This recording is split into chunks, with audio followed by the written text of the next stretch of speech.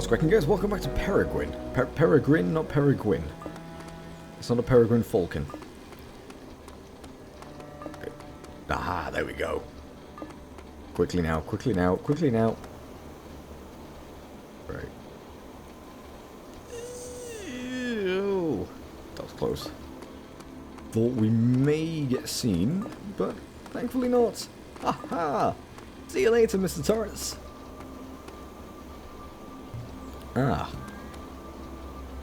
Yum. Ahead lies another battlefield relic.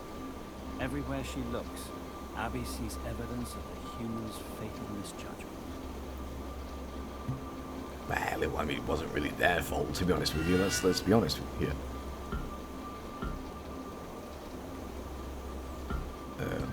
We can't. Ahead lies another Yes, thank you. Yes, yes, thank you. Stupid thing. Can I not? I can get that, but you're not going to be able to do that, though, are you?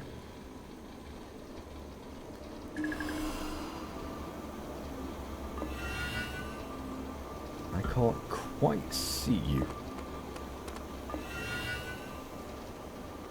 No.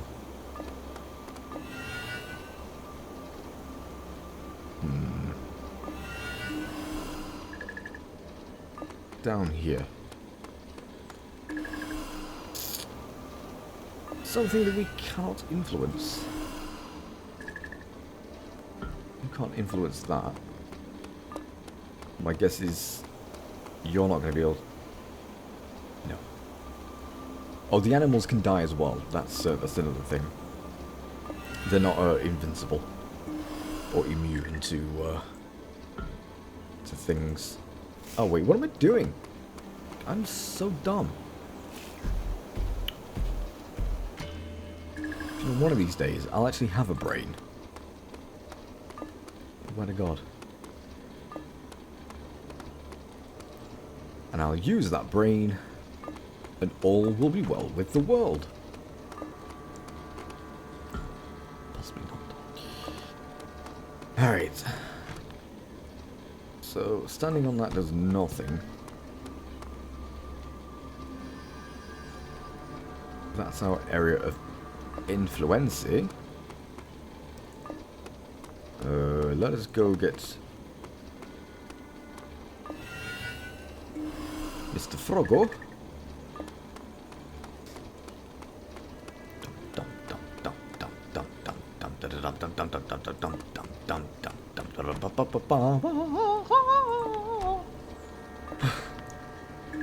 I don't know.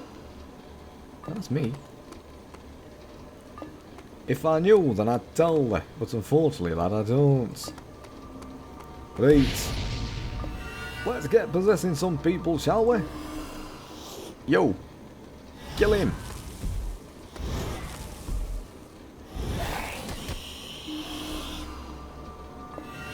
Or like, you know, maybe not. Rah. Kill. Kill. Murder. Kill. Kill. And then we now go kill him. Sharing the Guardian's mind still unsettles Abby. Now she understands why they were chosen to guard the object. In their opaque minds, they know something precious has been taken from them. A thirst for vengeance drives every vicious impulse. Or maybe it could be because they're just evil. Do they really need a reason? Yo, big dog! How the hell do we move you?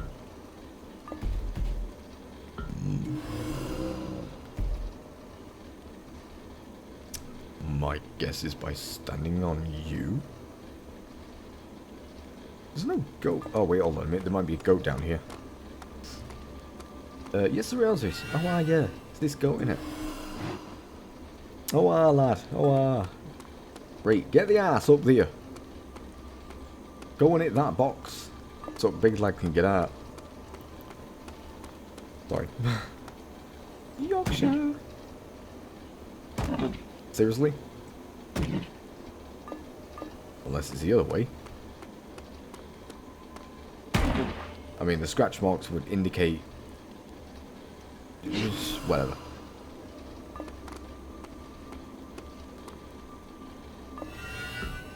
Alright. You, big lad.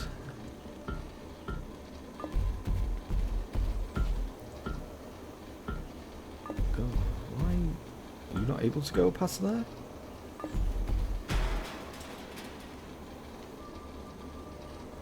I mean, he can die, but I've got no other way.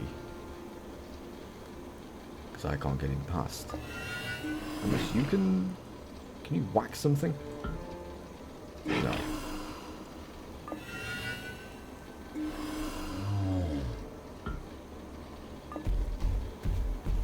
Is this too... Is the pipe too low? Is that what you're telling me?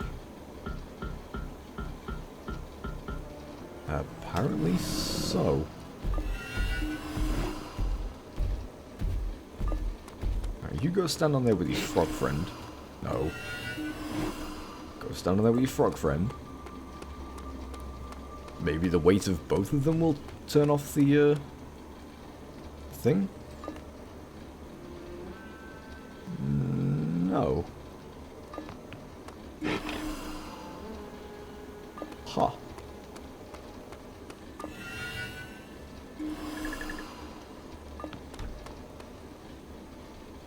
Go get the flower. I wonder if he'll... we might need to use the flower to be able to move him.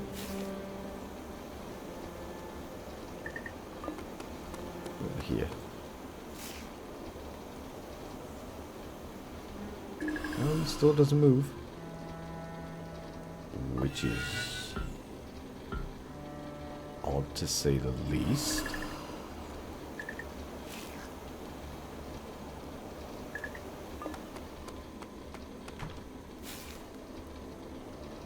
Oh, wait a minute, hold on a second.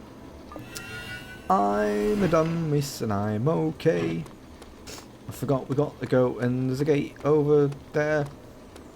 There we go. I'm so stupid. I'm so stupid I don't realize.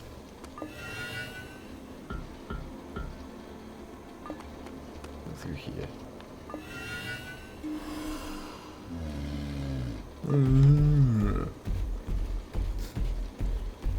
Again, I will grow a brain one of these days. Perpeter.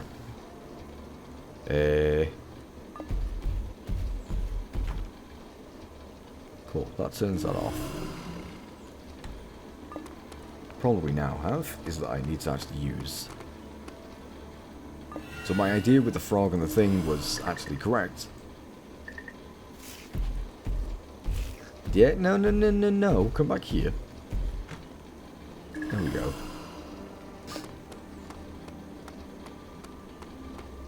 Now...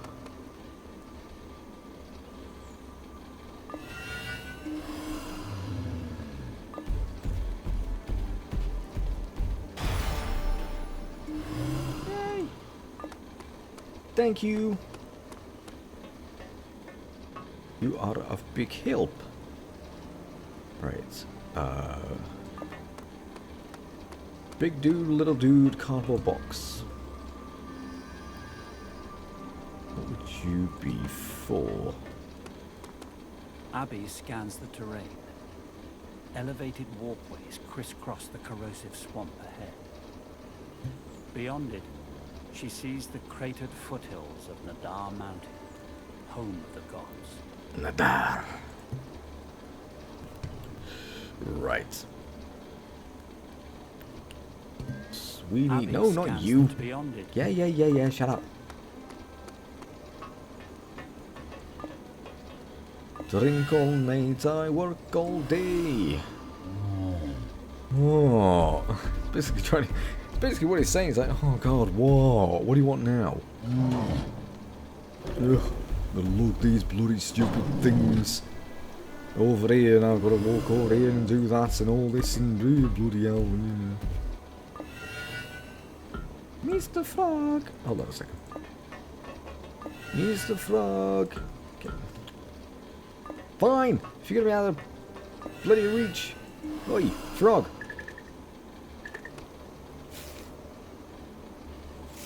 There we go. Right, you stand on there.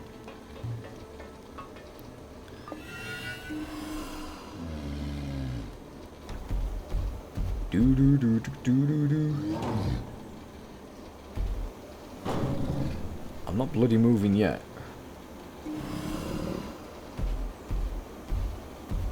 He's gonna move over there.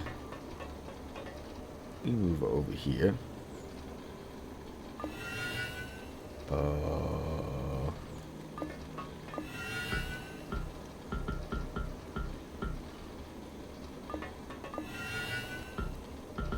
Well, yeah, that's fine. No.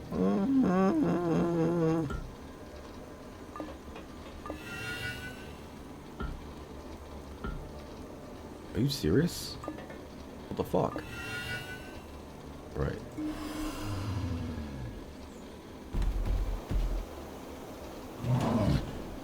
Wait a minute, because I've got to get the stupid goat across to the other side as well. You stand on here with me. Good goatee. That's you. My only worry is that the goat is going to try and go for...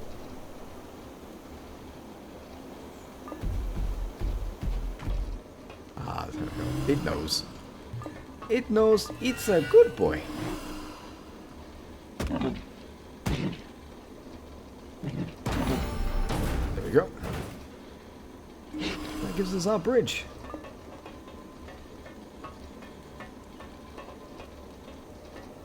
Abby's heart pounds as her scanner indicates another phantom signal. Black box transmission detected. User, Isaac. I must accept it. My transmitter can't be repaired. I've had no contact with the others. I don't know if anyone will ever hear these words. It matters not. Talking, even to myself, helps. Alone, I could not resist the divide for long. Oblivion closes in. Message ends. She hasn't heard his voice for 2 years. Like a reflex to rip at an open wound, Abby's mind recalls her memory of the day he left. She wonders how many more of his transmissions await her in the divide. A sudden urgency pulses through her tired muscles. To hear more of her brother's voice.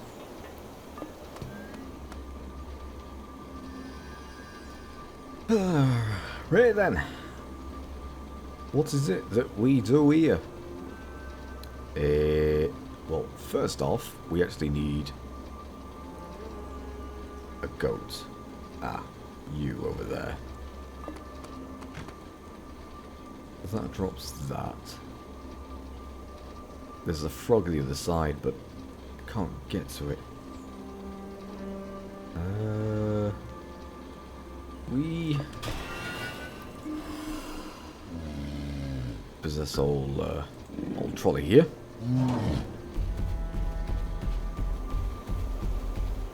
Slap you on there. No, come back here, come back here. Don't go anywhere yet, nymph.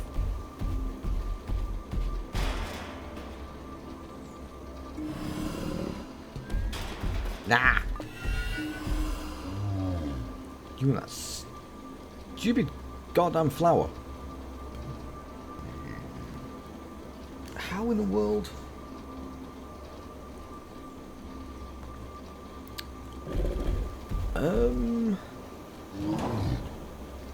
Oh, we can put it down on there. Ah.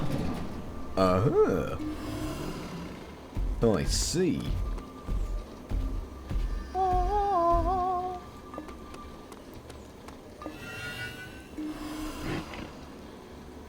So now we can get Mr. Goat.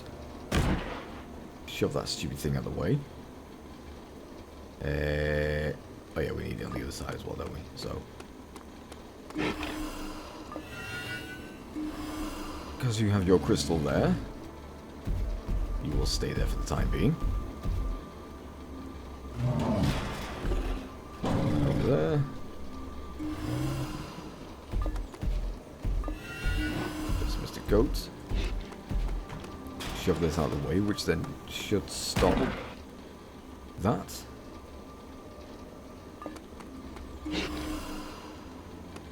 Drink all night and we work all day. I'm a lumberjack and I'm okay.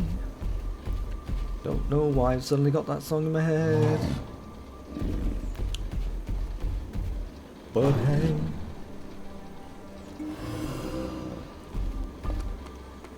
Right, there's a flower over there, so he'll stay there and not return to his original position. Woo! You know. Not scary. You're just being carried by a troll on a top of a thing. Yeah, what now? That's not going to be enough, is it? Abby peers into the murky water below. For just a second, she allows herself to think of it. Imagining his return, she loses herself in an impossible illusion. A fleeting rush of joy follows.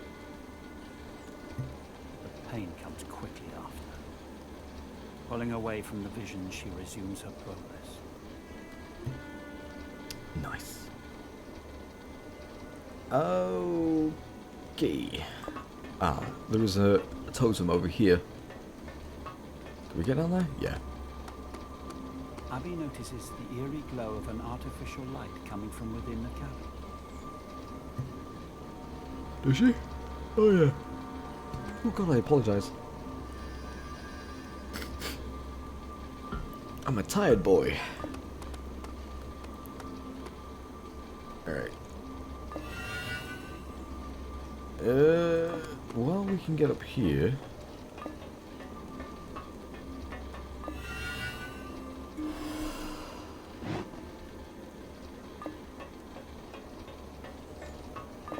That's fine. Unless the controls... the controls must be the other side. Or down here at least.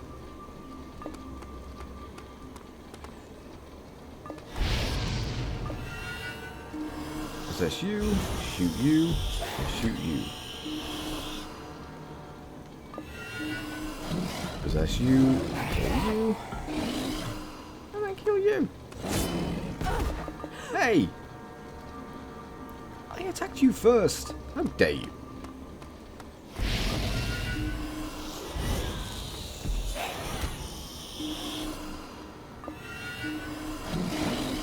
What are we doing?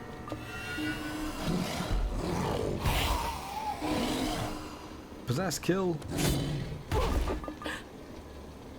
Excuse me. Do you mind?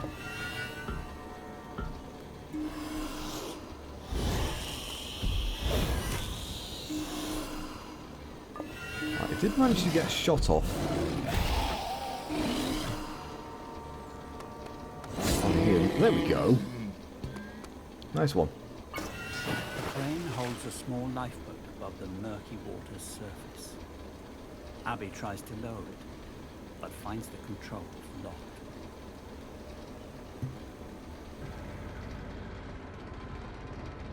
Oh wait. Right, back. Sorry about that. Oh god, I wish I remember this. There was thankfully someone in the Steam comments did mention that if you go for the controls first, the boat lowers, but it says, oh, the controls are locked, and then you bugger off to another area. Which is obviously not what we want to do. Now, I have unfortunately just had to play that whole section again. Because I didn't alt 4 in time. So, that was the problem. No, round them, Jack. The cabin is littered with scavenged debris. A piece of battered electronic machinery radiates an ambient glow in the corner. Abby hesitantly places her hand upon the dimly lit screen. Repository contains 3 voice logs. User, Uriah Joyce. Position, Optech Director. List has been annihilated. Our pursuit of the Oblium brought us here. We gathered on rooftops in the darkness to witness it. A blinding light as the fatal blow was dealt. List's shattered remains rained down upon our doomed lands. Without List's protection, we were helpless in the face of Orr and Ott's immense power. Retrieving next log. List's colossal remains cut vast craters into the earth where they fell. This we could maybe have overcome. But Orr and Ott continue to inflict a damage far worse. Our minds can't endure it.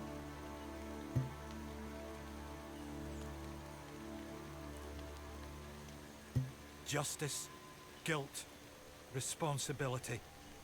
There's no world to give meaning to these sounds anymore. My people never truly accepted the quiet, inevitable end awaiting each and every individual. The Oblian promised us a way out of it, and none could resist the futile pursuit of it. We've reaped a horror worse than we could have ever imagined. Retrieved. Abby's thoughts race as the artifacts of her tragedy come together. A vista of chaos takes shape in her mind, threatening to overwhelm her. She has never felt so small. What atonement could she produce to reverse such an apocalypse? My guess is none. I mean, what can she do really? There's nothing that she can do. No amount of atonement will ever make anything right again. What's done has been done. There's no coming back from it. Like, at all. Basically. They buggered up, they got greedy. And so they paid the price for it.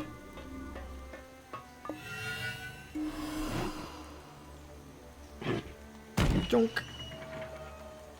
Thank you. The startled creature appears to have been using this platform as a nest. Amid the chewed-up debris, Abby spots a small key. Right. So I wonder if... If you hadn't got that small key, you wouldn't have been able to do anything. Junk. Thank you. Do-do-do. Okay, now. Abby notices the eerie glow of an... I know. We've already been there. Same thing. The cabin is littered with a piece Cabin of battered... doing screen. Voice logs. Oh List hell! has No. been annihilated. We gathered on rooftops in the dark without List's protection. We were List's colossal remains, but Orr and Ott continue to inflict a damage. Justice, guilt. My people never. The Oblian prop. We've reaped a horror. Abby's thoughts race. She has never... Yes, thank you. Okay. Abby unlocks the crane controls. The vessel's hull hisses quietly as it eases into the corrosive water. Climbing in, Abby starts the engine and steers towards the horizon's mist-shrouded mountains. Okay, that's a bug then. Because it sounds like you're supposed to grab the key from over where the other the goat is on that platform, but for some reason it allows you to climb into the boat anyway and continue on without the key. Huh. So you were supposed to get the key, but in this version, if you can't be bothered to get the key, then you can just climb in the boat and go where you need to be.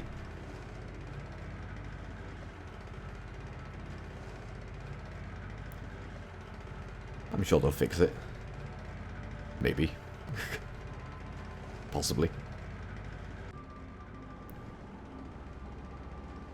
Huh. Huh. Whoa, what is it good for? Heavy, blackened boulders litter the fractured landscape. Deep cracks crisscross the plateau ahead, as if palm lines in the hand of a colossus. The magnitude of the God War's terrifying legacy is overwhelming. It's we can influence you. What can you lift? That.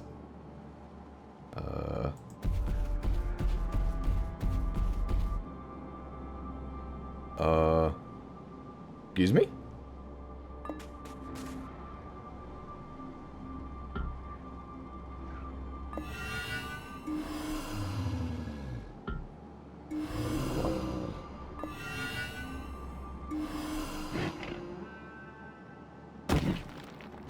Ow! Did that just kill me?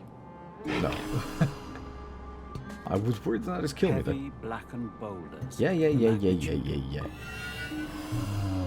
Okay. It would be nice if it didn't allow you to cross the water because the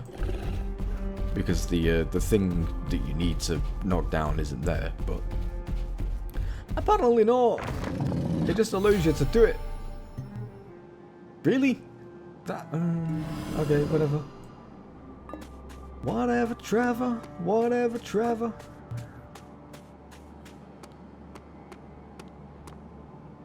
Ooh, a dumper truck. One of those huge, colossal ones.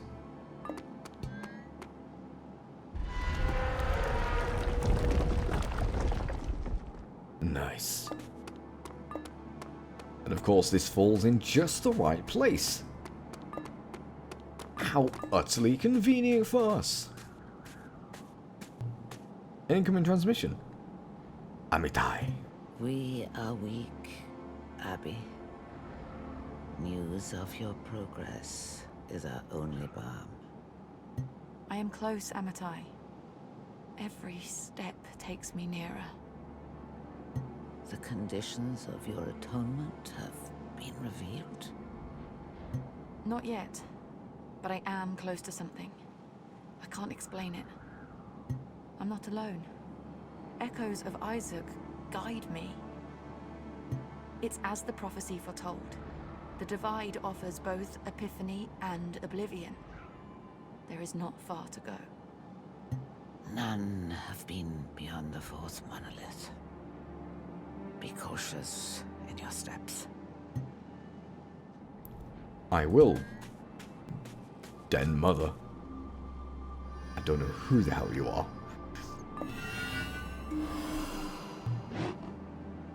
Right. Knock over said rock. For convenient placement. And then leg it. What? Does this have like a very, very short range? Must do. Hi, Guardian friends. Possess you. Kill you.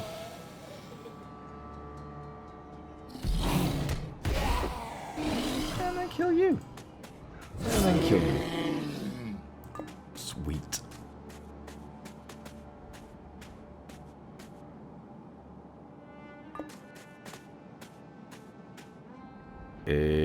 Oh, that was the yeah. Abby's eye traces the outline of a distant curving ridge. She realizes The shattered plateau on which she stands is the hollow of a vast crater. From its epicenter rises the unmistakable form of another monolith. Abby continues towards it. We shall.